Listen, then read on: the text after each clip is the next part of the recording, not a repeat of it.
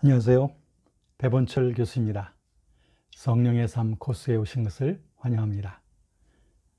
오늘부터는 제9단원으로서 우리 주변에 있는 여러 극단적인 영성 운동에 대하여 성령론과 관계해서 우리가 여러 가지 그들의 극단성들을 살펴보면서 거기에서 우리들이 어떤 치유책들을 찾아야 될 것인지, 또 어떤 식으로 우리가 극단적인 그런 이단들이나 사회주의 집단들을 대처해야 될 것인지, 이 점에 대해서 살펴보도록 하겠습니다.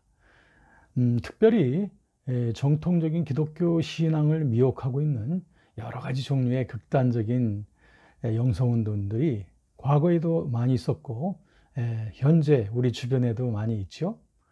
이런 연구를 통해서 우리들은 어떤 집단이 특별히 극단적인 영성운동의 그 성격을 갖고 있는지를 분별하게 될 것이고, 또 어떻게 하면 이러한 극단적인 영성운동에 대하여 기독교가 복음적인 성령론으로 대처하면서 또 올바로 그들을 교도할 수 있는지 살펴볼 수 있게 될 것입니다. 그래서 이와 같은 극단적인 영성운동의 그 유형들을 저는 한 3가지로 살펴볼 수가 있었는데요.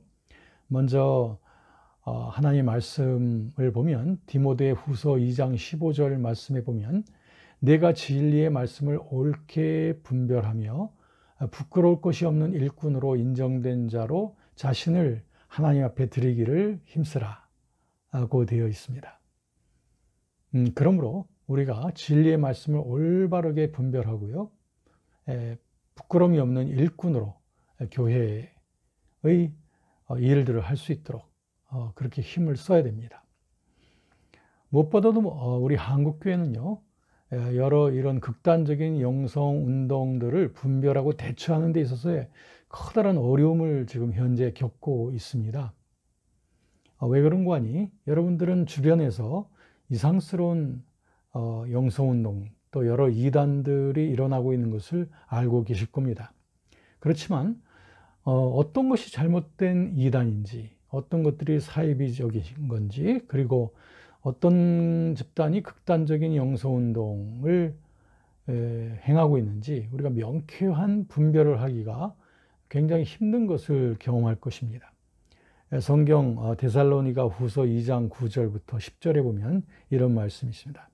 악한 자의 나타남은 사탄의 활동을 따라 모든 능력과 표적과 거짓 기적과 불의의 모든 속임으로 멸망하는 자들에게 있으리니, 이는 그들이 진리의 사랑을 받지 아니하며 구원함을 받지 못함이라.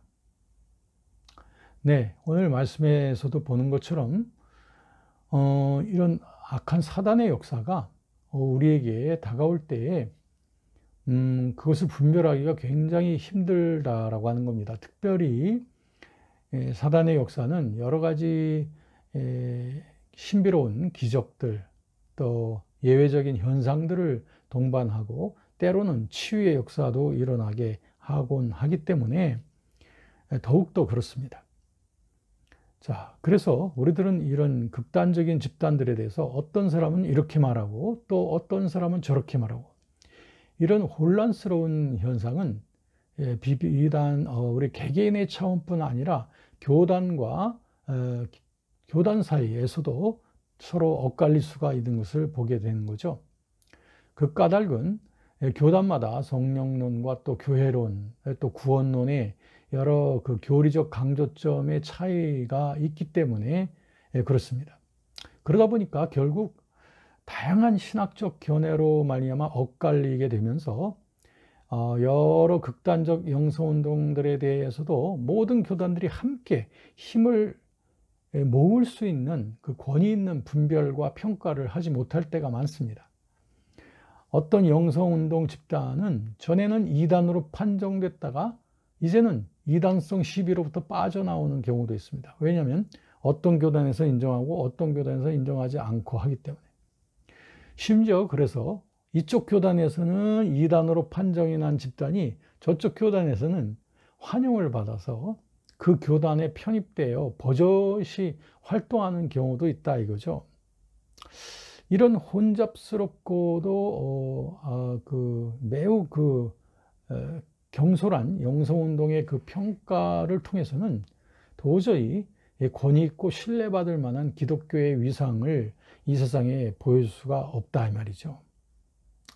그러므로 우리가 참으로 우리가 심각하게 생각해야 될 것은 권위 있게 우리들이 이단에 대한 평가를 할 수 있어야 된다라고 하는 것입니다. 그러기 위해서는 이런 이단들이나 극단적인 집단들에 대해서 효과적인 그 분별을 하기 위해서는 여러 복음적인 교단들이 연합적으로 평가하는 그런 이단 연구 기구가 필요하다라고 봅니다.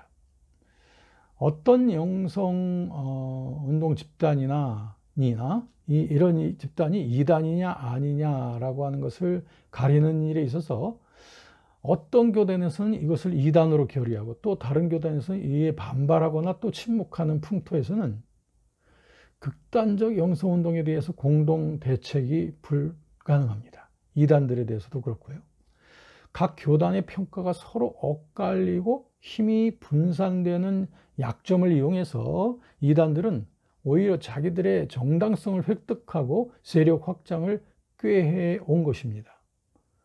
그러므로 시급하게 우리가 힘을 모아야 될 것은 전체 한국교회와 다양한 신학적 노선들의 여러 목소리들을 수렴하여 권위 있게 평가할 수 있는 이단 연구의 기능이 꼭 있어야만 된다는 거죠. 그런데 이런 일의 성과를 위해서는 어떤 특정 교단이나 신학 노선에 의해서만 독자적인 평가를 하는 것은 가능한 한 삼가해야 됩니다. 왜 그런지 아시겠죠? 그 까닭은 무분별한 이단론이 또 난무할 수 있다는 거죠. 그러므로 좀 더 대부분의 교단들의 입지를 포용할 수 있는 형태의 그런 복음적이면서도 그러나 좀 포괄적인 그러한 바운더리를 만들어야 되죠. 그래서 우리가 너무 이런 이단론들이 서로 갑론을박하는 일이 없어야 되겠고, 또 다른 분파의 형성을 만들어서 한국교회에 또 상처를 입히는 일이 없도록 돼야 되기 때문에 그렇습니다. 이에 관한 그 성경 말씀을 보시면 로마서 12장 4절 그리고 5절 말씀에 보면 여기에 우리가 그리스도 안에서 우리가 한 연합이 이루어져야 된다는 것을 말하고 있죠. 우리가 한 몸에 많은 지체를 가졌으나 모든 지체가 같은 기능을 가진 것이 아니니 이와 같이 우리 많은 사람이 그리스도 안에서 한 몸이 되어 서로 지체가 되었느니라. 로마서 12장 4절 그리고 5절 말씀입니다. 그러므로 연합적인 이단 평가의 기구를 운영하되 단지 각 교단 총회의 입장 표명만을 종합하는 그런 수준이 돼서는 안 됩니다. 이와 함께 좀 더 신학적으로 정통성 있는 평가를 도출해내야 되는데, 그러기 위해서는 여러 교단 신학교의 그 중요한 교리들, 그리고 또 구원론이나 또 성령론 연구에 권위 있는 교수들에게 이에 대한 평가와 진단을 의뢰해야 되겠죠. 그래서 여기서 나오는 일치된 결론을 따라요, 어떤 그 교단의 실리적인 그런 부분이 아니라 바로 학문적이고 실제적으로 성경적인 그러한 기준을 따라서 성령운동의 가닥을 잡아서 이끄는 것이 필요하다, 이렇게 봅니다. 자, 이렇게 볼 때 저는 교회사적으로 볼 때 우리는 여러 이단들이나 이런 극단적인 영성운동들을 분별할 수 있는 좋은 자료들을 얻을 수 있다고 보는 겁니다. 저는 이것을 교회사적 분별법이라고 말합니다. 교회사적 이단 분별법, 이렇게 말할 수 있는데요. 적어도 한 3가지 정도 유형을 만들 수 있게 되는데요. 자, 이것은 왜 이런 교회사적 분별법을 사용하게 되냐면, 극단적인 영성운동들에 대한 그 샘플들은 다 우리 교회사 속에서 볼 수가 있기 때문에 그렇습니다. 그래서 우리 고대교회로부터 여러 이단들이나 극단적인 집단들이 에 대한 그 평가들을 우리가 해왔지 않습니까? 이런 자료들이 오늘날 그 이단들을 평가하는 데서 아주 중요한 자료가 될 수 있다는 겁니다. 저는 이 세 가지의 한 유형을 볼 수가 있는데요. 교회사적 분별법에 의하면은 극단적인 영성운동은 첫째는 극단적 혼합주의 영성, 두 번째는 극단적 갱신주의 영성, 그리고 마지막으로는 극단적 분리주의 영성, 이렇게 세 가지로 들 수 있다. 키워드는 혼합주의, 갱신주의, 그리고 분리주의. 다시 말씀드릴게요.